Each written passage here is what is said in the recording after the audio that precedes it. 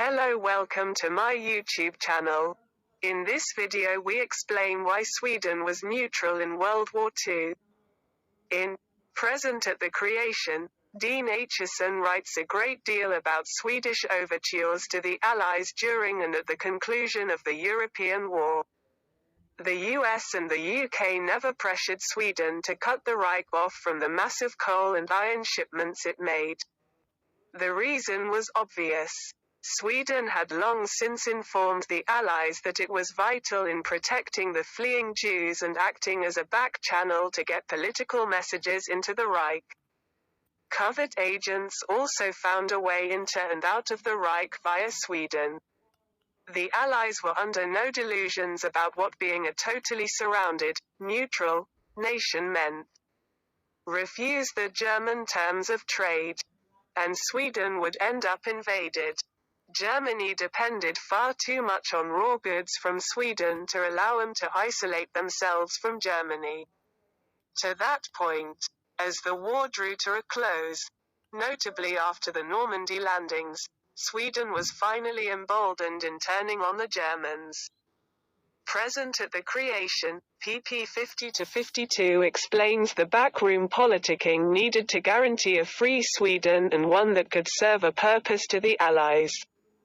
The US traded oil to Sweden all the way up until 1942, knowing that some of it was diverted to Germany. Why? Because most of it stayed in Sweden and powered their aircraft and navy. This made sure that Sweden remained independent.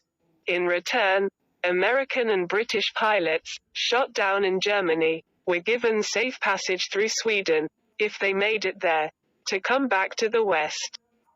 Saving our pilots' lives was truly an American, British thing to do, even if it meant helping a doomed enemy out slightly. Those pilots' lives were worth it. By keeping Sweden neutral and independent. Once the Allied advance was sufficient, see Normandy, Sweden could totally close her trade to Germany. This was critical because, once closed, Germany had few other sources of the minerals Sweden provided.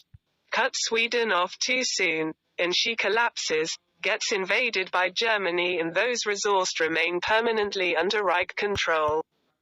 Allow Sweden to remain independent, and at least they could be cut off once Sweden was safe. Likewise for critical mechanics and technology. After July 1944, Sweden closed the trap, and cut Germany off totally from all her machined goods. Nothing went in or out of Sweden, and Germany was too weak to invade.